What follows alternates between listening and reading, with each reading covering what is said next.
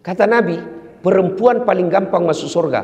Cuma yang membuat dia gampang masuk neraka dua hal.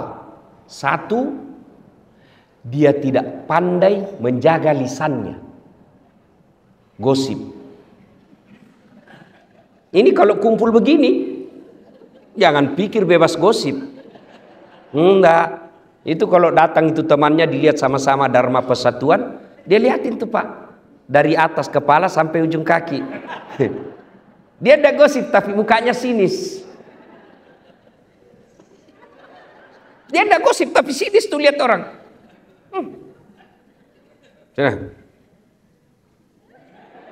Kenapa? Kayak umbul-umbul. Iya toh Ibu? Maka perempuan kalau dia mampu menahan lisannya, insya Allah gampang masuk surga. Tapi sayang seribu sayang, setan tahu rahasia ini. Maka dibuatnya gampang dia terprovokasi. Kau tahu anu? Katanya, oh iya. Padahal dia tidak tahu itu. Cepat sekali. Oh iya betul. Padahal dia tidak tahu. Suka ikut campur yang bukan urusannya. Nah biasanya kalau perempuan orang suka ikut campur, takdirnya semasa hidupnya seperti tauge. Ibu-ibu tahu tauge? Ibu tahu tauge? Coba lihat tauge, suka ikut campur kan? Iya toh? Gado-gado ada, pecel ada, soto Betawi ada. Apalagi tahu isi ada. Karena toge selalu ikut campur, maka Allah takdirkan tidak ada yang lurus, semua toge bengkok. Jadi kalau ada ibu-ibu pagi-pagi gosip, teriak saja, "Oi, toge dia." Ayuhibbu ahadukum, kata Allah, sukakah kamu memakan bangkai sesamamu manusia? Inilah penyebab utama putusnya persaudaraan. Gosip. Cerita kejelekan orang. Meskipun saya jelek, saya tetap marah ketika kau cerita saya jelek. Itulah sebabnya Allah melarang. Zaman dulu, zaman Pak Menteri sekolah, zaman Pak Menteri masih pegawai biasa di kantor ini, gosip masih lebih sulit daripada zaman sekarang. Kalau dulu mau gosip harus tatap muka di satu tempat. Sekarang satu di Jenek Berang Makassar, satu di Jawa Timur, satu di Riau, kumpul di grup Dharma Wanita Persatuan PUPR. Siapa yang dikosip? Temannya yang ada di Jambi. Nah, itu tidak perlu ketemu. Setan mempermudah. Dan kita gampang sekali mencet jari ketika berbicara keburukan orang. Itulah sebabnya Nabi sampaikan, beruntung orang yang terlalu sibuk mencari aib dirinya sehingga tidak punya waktu untuk mencari keburukan orang lain. Itulah pepatah dulu waktu kita sekolah mengatakan, semut seberang lautan tampak olehnya, sementara gajah di pelupuk matanya tak nampak. Ini yang banyak sekarang di media sosial. Apalagi jelang Pilpres kemarin. Oh Masya Allah. Orang mau jadi presiden, dia panen dosa. Maka ibu-ibu, saya cinta kalian karena Allah, hindari gosip. Hindari gibah. Tapi yang saya ceritakan benar. Justru benarnya namanya gibah. Kalau salah namanya fitnah. Maka pelajaran pertama, kalau mau merapatkan persaudaraan, hindari gosip. Perempuan kalau mampu menahan lisannya dari gosip, insya Allah gampang masuk surga. Yang kedua, kata Nabi, penyebab perempuan gampang masuk neraka karena dia tidak mampu mensyukuri kehadiran suaminya. Coba, berapa banyak nanti perempuan soleh secara ibadah mahdah kepada Allah, tapi terpaksa masuk neraka. Kenapa? Karena dia sudah bantah, suka melawan, suka menjajah suaminya.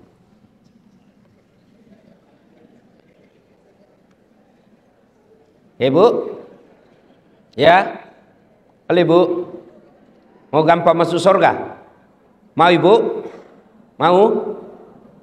Kata Nabi, minta ridha suami. Bagaimana cara minta ridha suami? Yang praktikum, yang langsung bisa dipraktekkan. Satu, kalau suami mau berangkat, jangan lupa usap dadanya, minta ridhanya. Saya agak belok sedikit dari halal bihalal, karena tiap tahun kita halal bihalal. Tapi menasehati istri, ini jarang di sini. Ibu, jelas ya? Mau dapat ridhanya suami, suamimu setiap mau pergi, jangan pernah dia tinggalkan rumah tanpa ibu antar sampai ke mobil. Itu real. Tapi kadangkala perempuan modern, suaminya pergi tanpa dilihat sama sekali. Itu awal ibu jauh dari ridha Allah. Antar, pegang tasnya, masuk ke mobil. Itu istri saya, Pak Menteri. Meskipun Ibu Kartika juga demikian, ya. Meskipun saya selisih 26 tahun, Pak Menteri tadi bilang istri saya itu ustadz cerdas. Beliau kadang lebih menasihati saya. Memang istri begitu. Daripada ibu jaga HP suami, tapi kan kita tidak berkhianat. Ya, tidak berkhianat. Jadi gimana caranya? Istri saya kalau saya mau keluar, itu ransel saya dipikul. Ya, saya bilang karena ransel saya itu ya setiap kemana-mana agak berat. Karena banyak barang elektronik di dalam. Untuk saya mengajar.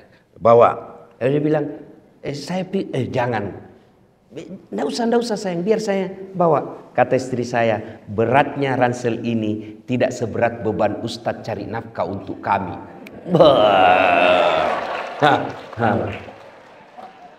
Bagaimana Pak Irjen pernah rasakan seperti itu, Pak?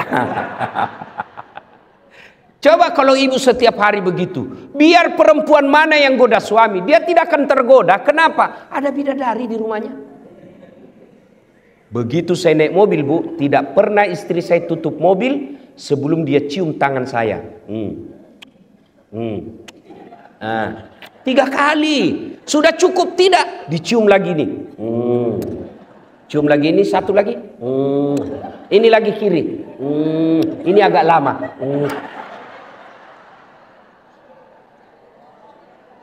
Ayo bapak-bapak pernah merasakan? Ibu-ibu setiap mau pergi suami cium tangan. Nah, pantas perempuan lain cium tangannya suami.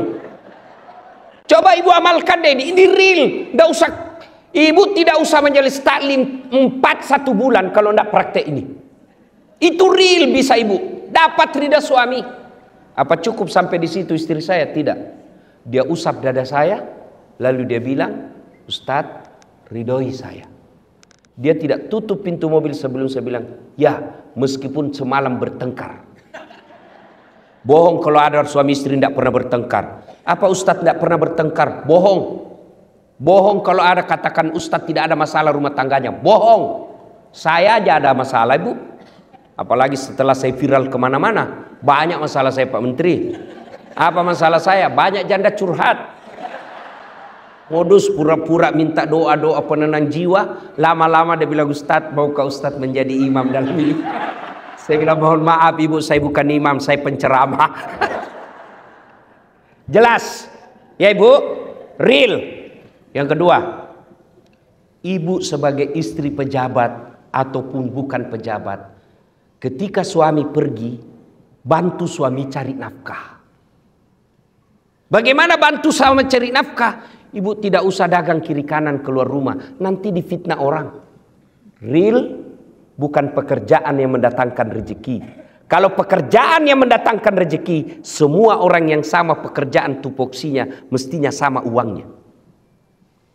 Tapi menurut keyakinan kita orang Islam, yang mendatangkan rezeki al-waqi'ah, kemudian duha, kemudian sedekah dan silaturahmi. Jadi ibu kalau mau bantu suami cari nafkah, sholat duha. Suami pergi, anak sudah pergi sekolah, jam 8, ibu ambil wudhu, sholat duha 2 rakaat. Ada waktu, tambah 4. Masih cukup, 6. Masih luang, 8 rakaat. Bagaimana caranya? Sama sholat sunnah yang biasa, cuma bedanya niat. Tahajud niatnya tahajud, waktunya malam hari. Sholat duha niatnya duha, waktunya pagi hari. Jangan juga ibu sholat duha malam hari. Saya sudah sholat duha Ustaz, tadi malam. Aduh, malam hari dia sholat duha. Sholat duha pagi hari. Sudah sholat duha, ibu minta doa. Ya Allah, Engkau yang ngatur rezeki suami saya di PUPR. Kalau rezekinya masih di atas langit, turunkan. Itu orang doa minta rezeki, Allah dipaksa loh bu. Kalau di atas langit, turunkan. Kalau dalam tanah, munculkan. Kalau masih sedikit, cukupkan. Kalau masih jauh, dekatkan. Itu doa minta rezeki. Dan yang paling penting, berkahkan. Sudah itu, ibu ambil HP. Telepon, bang, gimana kabar? Alhamdulillah baru tiba di kantor. Ya bang, jangan menghalalkan segala cara. Baru saja saya doakan dalam sholat duhaku. Insya Allah, Allah akan bukakan rezekimu. Salam sayang selalu dari istrimu di rumah. Itu langsung dikasih lihat itu semua temannya di kantor. Ini istri saya. Ibu pernah WhatsApp begitu? Real, cari ridha Allah, bantu suami cari nafkah, sholat duha. Kalau ini ibu lakukan, insya Allah suami tidak akan macam-macam. Cuma yang kadang-kala masuk WhatsApp, bang, jangan lupa singgah beli gas. Bang, jangan lupa singgah beli ikan. Salah? Tidak. Tapi sertakan juga mengingatkan suami untuk ibadah. Itu istri yang soleha. Masuk waktu sholat.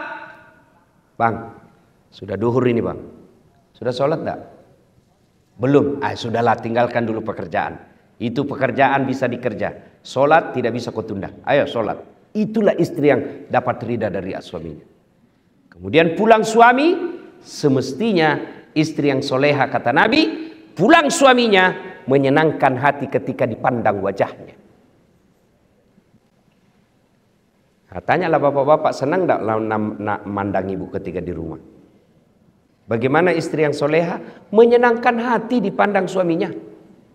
Jadi kalau ibu tahu suami pulang pukul 5 petang, sudah kira-kira 15 menit sebelum pukul 5 ibu dandan. Warna apa dia senang suami? Dia senang warna coklat. Pakai warna coklat. Tapi saya tidak senang. Ibu mengalah karena menyenangkan suami, itu ridha Allah. Kalau perlu pakai baju renang.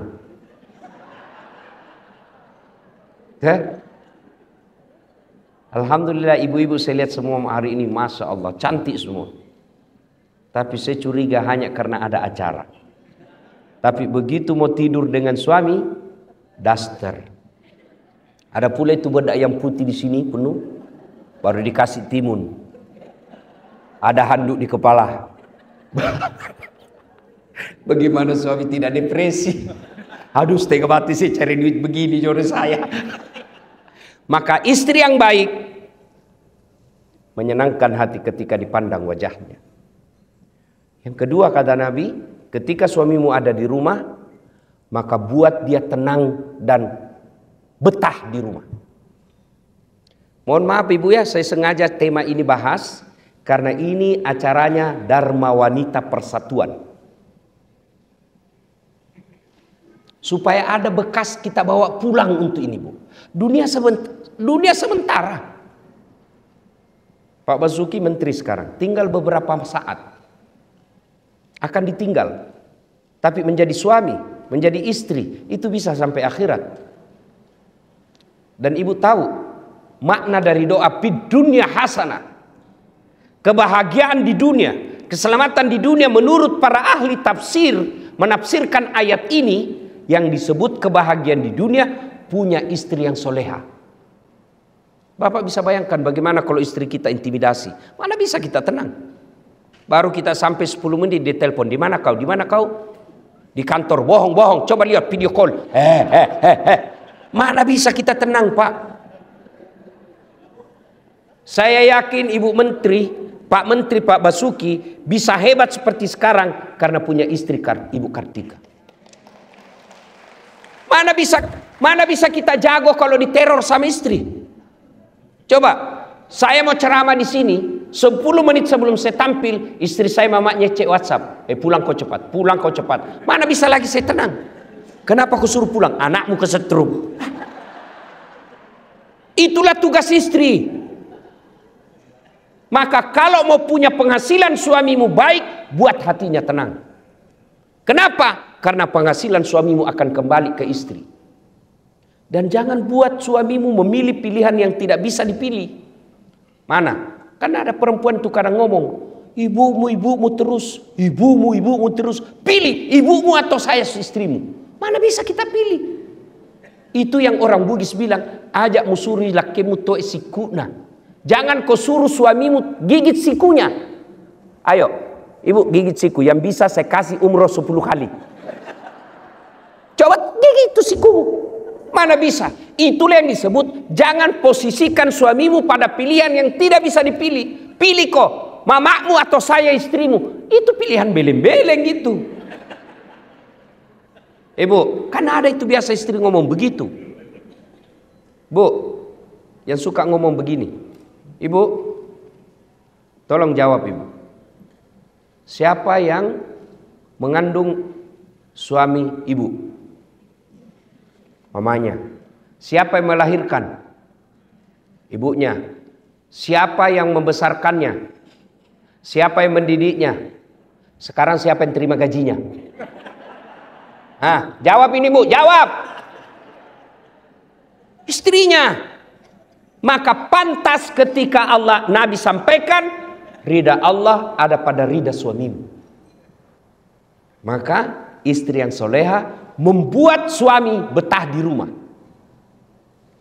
Itu real. Tidak usah baca kitab kiri kanan. Real itu. Itu kesimpulannya semua kitab. Ibu, sekali-kali pikir tuh, susahnya itu jadi suami. Di jalan macet. Di kantor dimarah-marahi Pak Dirjen. Dimaki-maki, memang kau goblok. Selalu siap salah Pak. Masuk warung kopi dikejar tagihan.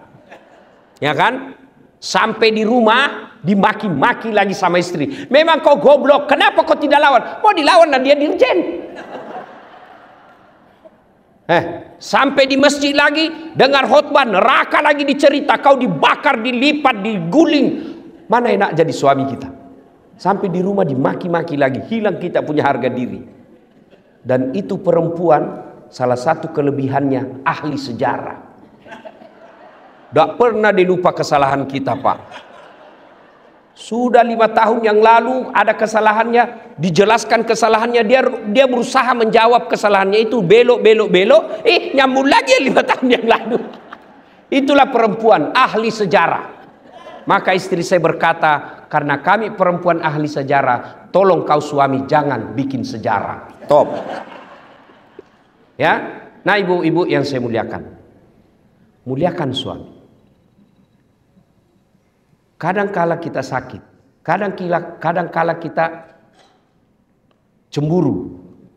Tapi jangan sakit dan cemburu itu yang baru beberapa saat melupakan kebaikan suami yang sudah puluhan tahun. Kalau ini yang kita lakukan disebut innallaha yuhibbul muhsinin. Allah mencintai orang-orang yang bukan saja memaafkan suaminya, tapi juga membalas dengan kebaikan. Itu esensi dari halal bihalal. Memaafkan, bukan sekedar memaafkan, tapi juga dia berbuat baik kepada orang yang menyakitinya. Ibu bapak saudara-saudara sekalian, suatu kali Nabi lagi duduk-duduk dalam masjid. Tiba-tiba Nabi bersabda, sebentar lagi akan muncul penghuni surga.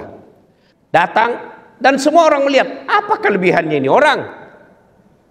Kalau dilihat dia masyarakat tidak terkenal, ibadahnya juga tidak istimewa. Lalu Abdullah penasaran, dia mau tahu apa amalnya ini sehingga Nabi jamin masuk surga. Maka dia datanglah ke rumahnya dan berkata, "Assalamualaikum Tuan." "Waalaikumsalam. Bolehkah saya menginap di rumahmu?" "Oke, nginap." Abdullah malam bangun sholat tahajud. Yang dijamin masuk surga yang punya rumah, dia cuma tidur. Pagi hari Abdullah bin Umar sholat duha, ini cuma duduk. Sore hari Abdullah tadarus, ini orang cuma lihat-lihatin. Hari 2, 3 begitu. Abdullah kemudian berkata dalam hati, sepertinya lebih banyak amalku dari ini orang. Dan dia berterus terang, "Tuan, saya mau tahu apa keamalanmu sehingga Nabi jamin kau masuk surga." Dan itu 3 kali Nabi ucapkan. Kata dia, "Tidak ada, kau lihat amalmu lebih banyak dari saya. Kau sholat malam, saya tidur." Lalu Abdullah berkata, "Baiklah kalau begitu saya pamit pulang." Belum jauh dipanggil, "Abdullah, ta'al sini dulu. Apa gerangan?" "Ada yang saya lupa." "Apa itu?" "Saya setiap malam sebelum saya tidur, saya berdoa kepada Allah, ya Allah, ampuni orang yang menyakitiku dan bersalah kepadaku hari ini, karena aku telah memaafkan mereka sebelum saya tidur." Lalu Abdullah berkata, "Allahu Akbar, itulah yang membuatmu gampang masuk surga." Ternyata orang yang ibadahnya sederhana tapi tidak punya sifat pendendam jauh lebih gampang masuk surga. Orang yang banyak ibadahnya tapi dendam dia bawa sampai mati. Inilah makna halal bihalal, memaafkan. Nah, sekarang bagaimana cara kalau sudah terlanjur? Kemarin Pilpres 01, 02, 03. Sekarang tidak ada lagi 01, 02, 03. Sekarang 00. Mari kita tinggalkan semua itu. Namanya pesta demokrasi, pasti ada kalah, pasti ada menang. Dan kalau menang, ya dia punya tanggung jawab menjalankan. Kalau dia kalah, kalau dia bersabar, dia dapat pahala sabar. Nah, sudah, bagaimana cara menyambungkan? Satu yang paling efektif menyambungkan silaturahmi, sedekah. Sedekah. Pak Menteri ada marahi staf. Nah, saya sudah kasih begini masih kau salah juga. Sudah ada topoksimu masih salah juga. Marah. Sudah marah Pak Menteri, katakannya sudah, lain kali jangan begitu ya. Ini ada pembeli pulsa. Katanya anak buah, "Mbak, besok marah lagi deh Pak." Itulah hebatnya sedekah. Saya tanya ibu-ibu, senang suami pelit atau dermawan? Senang tetangga pelit atau dermawan? Senang tetangga pelit atau dermawan? Teman pelit atau dermawan? Tidak ada orang suka orang pelit. Bahkan orang pelit sekalipun tidak suka sama orang pelit. Iya toh ibu? Jangan ke rumahnya pelit, padahal dia juga pelit. Maka menyambungkan silaturahmi, sedekah. Tapi jangan salah paham, sedekah tidak selalu duit. Apa sedekahnya Kementerian PUPR? Bangun jembatan. Apa sedekahnya PUPR? Perbaiki irigasi. Itu sedekahnya. Kalau duit, berapa duit kita? Pasti korupsi kalau ada pegawai negeri banyak uangnya. Tapi sedekahnya kita adalah itu, PU, perumahan dan perumahan rakyat. Lakukan tugasmu, insya Allah meskipun pensiun, amal jalan. Saya bilang tadi sama Pak Menteri, saya dakwah, ayo sedekah. Orang hanya sedekah secara lisan. Tapi kalau Pak Menteri, ayo bangun jembatan, langsung jadi amal jariah. Kalau saya belum tentu. Maka merugi orang yang punya jabatan dan kuasa tidak memanfaatkan jabatan kuasanya untuk sedekah akhirat. Kata Nabi, siapa yang mau dipanjangkan umurnya, dimurahkan rezekinya, dan tertolak dari bencana, maka hendaklah dia bersilaturahmi.